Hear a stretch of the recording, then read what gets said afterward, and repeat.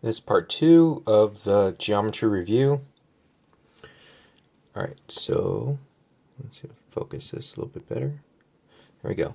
Alright, so it says, is triangle with vertices. So we're going to put this right here. 1, -1. That's my D. -2, -1.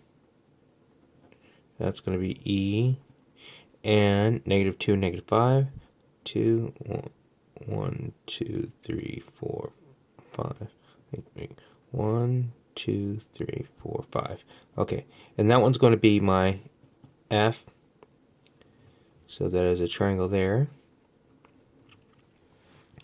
It's asking, is it a right triangle? So we need to find the slope. So slope for this one right here. So for ED. So we could look at it and see, hey, look, it follows along the little box, but I need to have proof to go along with this. So ED, so the rise, there is 0 rise, and it's over 2. So that gives me 0.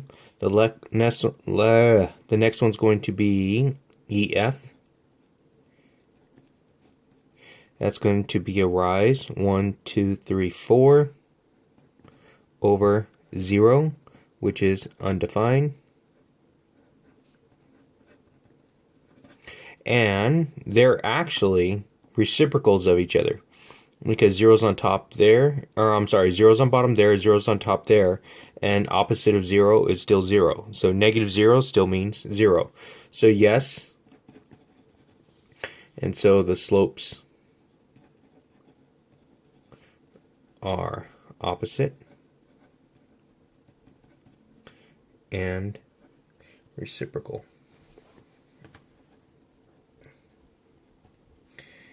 P-R-O-C-A-L. There we go. Alright, so given the two equations, find the slope of each one. Okay, so I need to make them into y equals. So if I do this one right here, it's going to be y equals, move this to the other side, it's going to be a positive 4x minus 3. And the slope is going to be right here because it's y equals mx plus b, where m is my slope. This right here is going to take a little bit more work. So it's going to be a -2x minus 8y equals 1. Let's move that to the other side. So I get -8y equals, if I move this over here, makes it a positive 2x plus 1. Divide both sides by -8. So I get y equals, because that goes away, so now divide each one, so that's going to be a -1 over 4x, and that's going to be a -1 over 8. And so my slope is right here, my slope is right here. So are the lines parallel, coinciding, perpendicular, or none of the above? Now, here's a funny word right here. Coinciding means same line. So it means that it would be one line on top of the other. And so it's not going to be parallel if it's on top of the other one, because coincide touches at all points, where parallel never touches at all. Okay, so now let's see. So I have a 4 and I have a -1/4. So here's my two slopes right here. So I have 4 here, and I have -1/4 right here. So 4, so if I were to take it and flip it over, it'd be 1 over 4, and it's opposite, so these ones are going to be perpendicular.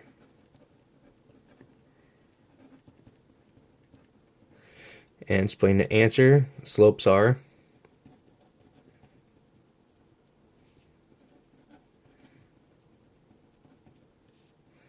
and reciprocal.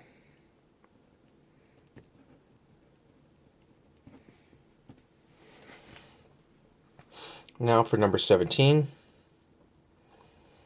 If B is here, reflected along the line y equals -1, what's the location of B? So for this one right here, I am going to use the graph that we already have up here. So I'm going to use this graph just to make it a little bit easier, and I'm going to do it in green. So -3, -4, 1, 2, 3, 1, 2, 3, 4. There's my point, and that one is going to be called point B. And the line is y equals -1. So where's y? Here's the y-axis. -1 is actually right here. So it's all the way across right there. So that's what I'm going to be reflecting across that line. So here it's going to be 1, 2, 3 away. So on the other side of the line, it's going to be 3 away also. So 1, 2, 3. And so there, and that's going to be called my B prime. And that location is 1, 2, 3. So that's -3, 1, 2. So it's -3, comma, +2. All right, let's take a look at this one down here, number 18. What are the coordinates of G after it is rotated 90 degrees counterclockwise about the origin? Now, we had a big stink about this because we can't use patty paper, but what you can do is just turn the paper. So, for rotating around here, and we're going counterclockwise, so clockwise is this way, counterclockwise goes this way, so I'm just going to rotate the paper. So every time I move it, that is 90 degrees. Every box I move, it's 90 degrees. So that's 90 degrees going from there to there. So now what I did here is now I changed my X and my Y axis. Since I rotated enough, and so now this is going to be located at 1, 2, 3. So that's going to be -3, 1, 2, 3, +3. So that's all I have to do for that. Just rotate the paper. So it's going to be -3, +3. Alright, so let's take a look at 19. Which transformation will map C onto F? So now we could do, we're doing C onto F. So transformation, so we could do a couple different things. So now first thing I'm going to do, if I fold this thing over like a taco, right here, this is going to go down, so that's C onto F. So that's going to be a reflection. L-E-C-T-I-O-N, reflection. So I have reflection, and if I rotate it, so if I want it right there, so I would rotate it that way. So it's also rotate. So it's a rotation and a reflection, both for those. Alright, number 20 is the shape at the right has rotational symmetry. How many degrees would the shape rotate so that the point A maps onto point B? So first thing we have to do, we have to figure out how much every single one of those points actually turn. So a whole thing is going to be 360, but this one has 1, 2, 3, 4, 5, 6, 7, 8. So it's going to be 360 divided by 8. And I have my handy dandy calculator here.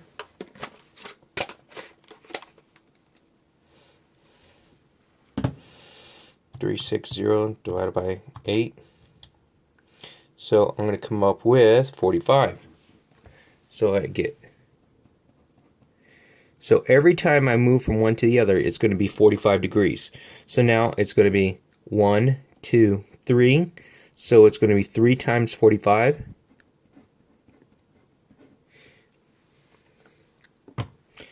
3 times 45, which is going to give me 135. 135 degrees, and if I go this way, that's counterclockwise.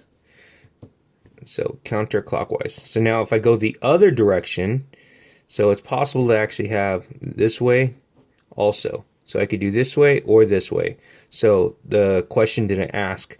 So 1, 2, 3, 4, 5. So it would be 5 times 45.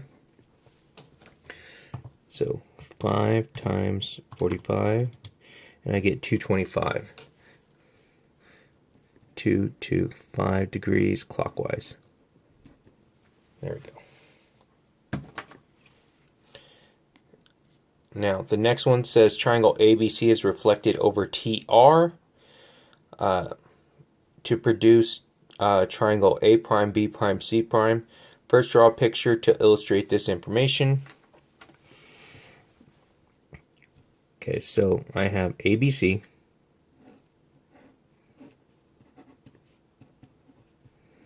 ABC, and reflect it over line TR.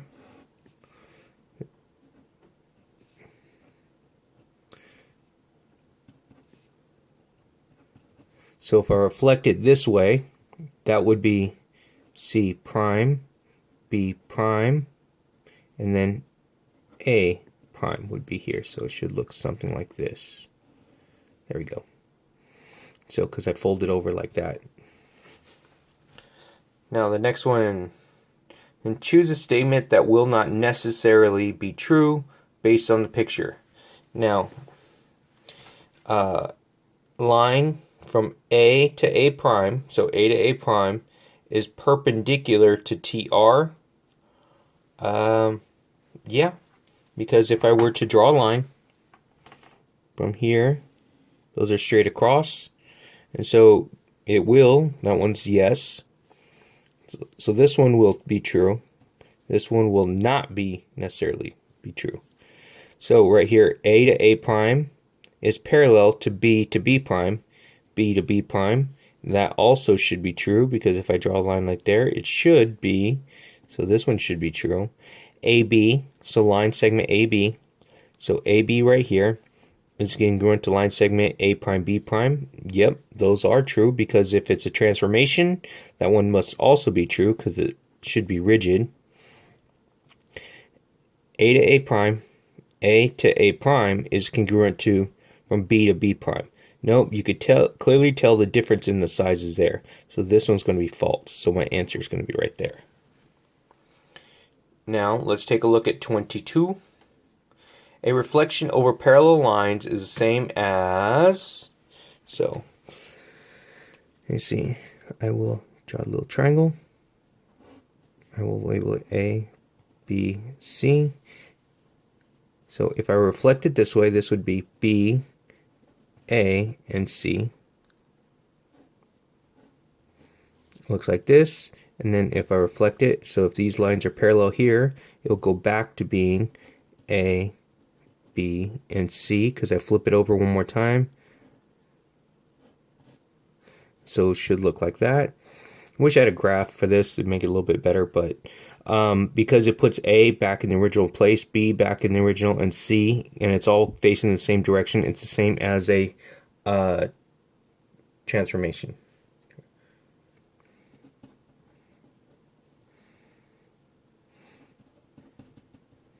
So same as the translation. Alright, given quadrilateral, right here, ABCD, graph the quadrilateral, then apply transformation shown, finally describe the transformation. Okay, so I'm going to start by put those on here. So -2, +1, that's A. Next one's going to be 3, 1, 1, 2, 3, 1, B, 3, 1, 2, 3, 1, 2, 3, 4, C, and then D is at -2, 1, 2, 3, 4. And there's D, so here's my shape. I have a rectangle here. There we go. And it says transformation XY translates. So I switch the coordinates.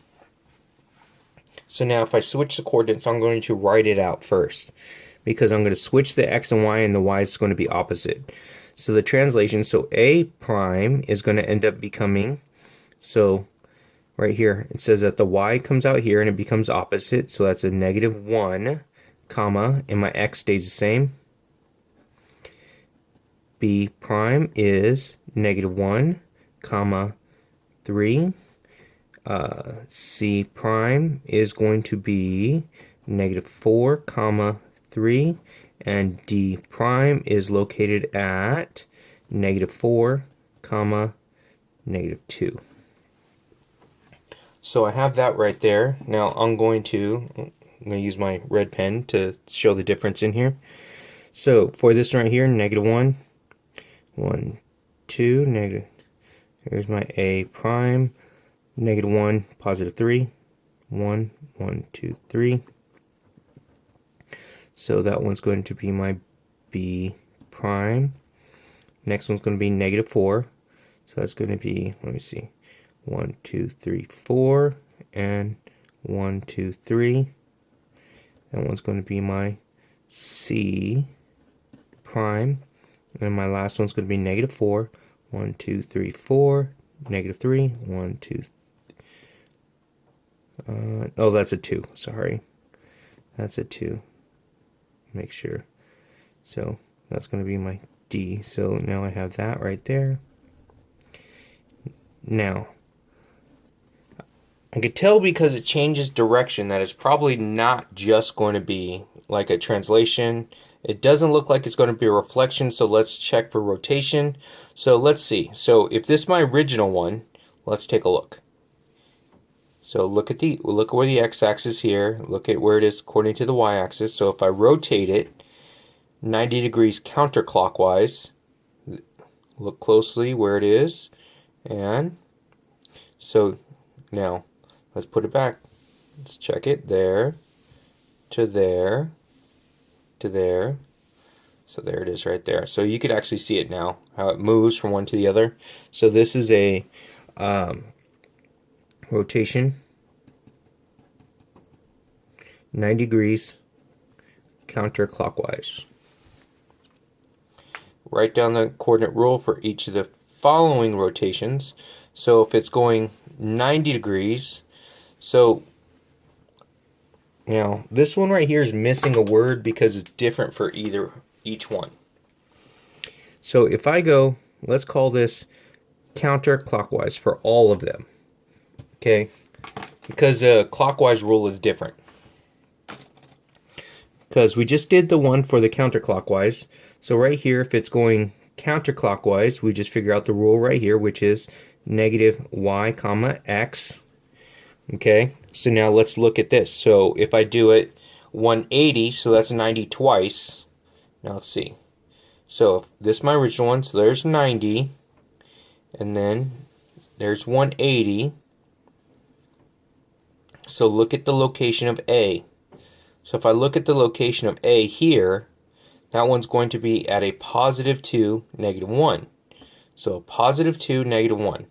So for this one right here, I would have A is located at positive 2, negative 1, right?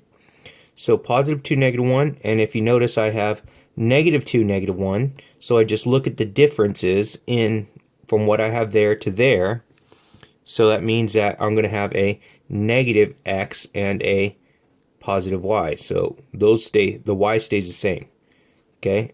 Oh wait, change them both. I'm sorry. Change them both. So opposite, so that's a positive. And that changes right there. So negative x, negative y. Now we're going to do the same thing with A. So I'm going to locate A, but I'm going to move it 270. So let's watch. So right now A is right here. So 90, there's 180, and here is 270. So if this is 270 degrees, I rotated the paper. Now I look at this, so this is changing my axes. So this is going to be over 1, 2, so that's negative 2, up 1. So negative 2, up 1. Let's write that down. So negative 2, positive 1. So now, negative 2 stays the same. Did I do it wrong? So negative 2, positive 1 is right here. Let's see. So 1, 2, and 3. Oh yes, I did count it wrong. I'm sorry. Forgive me. I wish I could edit this video, but it takes too long. Alright, so it's going to be positive 1, positive 2. There it is. Positive 1, positive 2. So change that one. So that's going to be positive 1, positive 2. So if I look at it, so my x's stay in the same place, and now it just becomes the opposite of my x, because over here, am I looking at the right thing? No, I'm not. I'm not looking at the right thing. So right here, the x and y changes. So that's going to be the y, right? The y stays. So that y is positive here, and the y is positive here, so I just get y. This is 2, and that one's negative 2, so that means that that's going to change to the negative x. So sorry if it's kind of confusing because I kept reading the wrong thing. Sorry, forgive me. It says describe the sequence of transformations that map ABC onto A prime C B prime C prime. So now, if I look right here, if I notice it's not going in the same direction, it's not going in the same direction, and if I rotate it, it's not going to be in that same spot. It's going to be flipped over, so that's not going to be it. So let's see. For me to go this way, so let's go ahead and if we move it up, let's say we move it up. So we're going to go move it in this direction. My x comma y is going to move. So let's keep our x's. Let's keep our x value. So let's not move it left to right. Let's just move the whole thing up to right here. So I could actually try and flip it here. So it's going to move up to right here. So that would be up 1, 2, 3, 4, 5. So that's going to be x comma y plus 5. So there's going to be 1. So that's going to put me here, here. 1, 2, 3, 4. 1, 2, 3, 4. And that's going to be my C right there. And that's my A. And that's my B, right? So there's that one right there. So I moved it up to there. Now it's going to be a reflection. So it's going to be 1, 2, 3, 4. So now I have to split the difference in between those because it has to be the same distance apart. So it looks like if it's 4, it would be right about here because that's 1, 2 away, 1, 2 away here. So that would be a reflection. And there's more than one way to try and do it. You don't have to do it in the exact same order as I'm doing it because you could have reflected it first, then moved, or could have just did a different translation right here. So don't feel bad if you're like, oh, that's not what I got. And that'd be 1, 2. That's when my x value, that's my x value, is -2.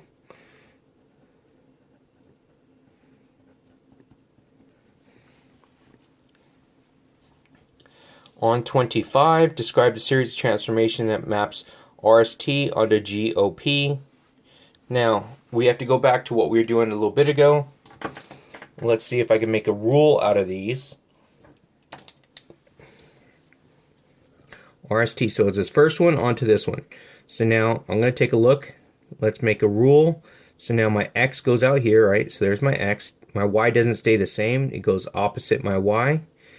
Okay, now that's the first one. Now let's look at the next one. Next one is going to be my y goes out here. I'm sorry, my x goes out here. And then my y, -y. Over here, the next one is going to be, again, from here to here, it's going to be, let's take a look, right there. There's my x, there's my -y. Now, if I look at it from my previous, okay, I'm sorry, I was flipping it over, but I forgot, you could flip it over, but I have the video here. So anyway, for this one right here, if I looked at my previous one right here where it is -x comma y, so I'm sorry, -y comma x. So -y comma x means that it is going to be 270 degrees, and this was clockwise. And now if I go in the other direction, so if I go in the other direction, that would be 90 degrees counterclockwise. So I know it's confusing, but these questions didn't actually state which ones they were asking for, so that's why I'm showing you both. Okay. Now let's describe the transformation from right here of x comma -y. This is going to be a reflection. So this one right here is just going to be a reflection because the x's stay the same. So if I were to take a look, it would just be, because it would start up here and it would move down here across. So that's going to be a reflection across. x-axis. Okay, for number 27,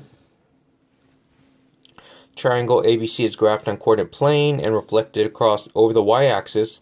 Point A prime maps to point C. Point C prime maps to point A. Point B prime maps to point B. First, draw a picture to illustrate the description. Okay, so now, do you know what's funny? I have a ruler, but I still don't use it. I should probably use it. Make a nice graph on this one. Okay, so let's say, for instance, that I have a line right here, and because this is mapped onto over the y-axis, and that one's the y. So if B goes onto B, so that means that right here B is on the axis. So B is on the axis, and then it should look something like this. Because when I do this, it would be A and C. So when I fold it over, A goes on to C, and then C goes on to A. So that's what it should look like. And fill in the blanks below. It says right here, triangles are, so this one right here has to be an isosceles because these ones have to match to line up on each other.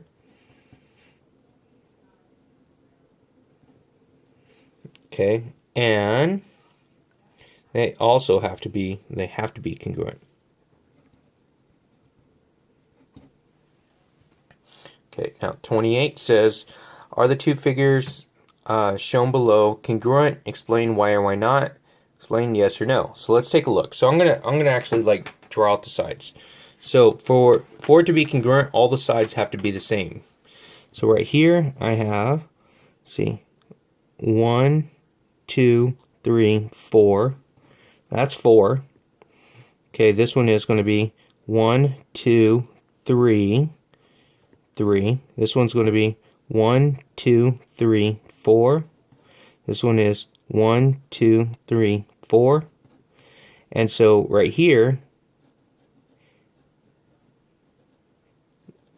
now, this one is actually not going to be congruent, because for it to be congruent, that means that all three sides would have to, or in this case, because I would have an angle right here. So this one's 3 and 4, this one's 4 and 4. These are, no, these are, the sides are not the same.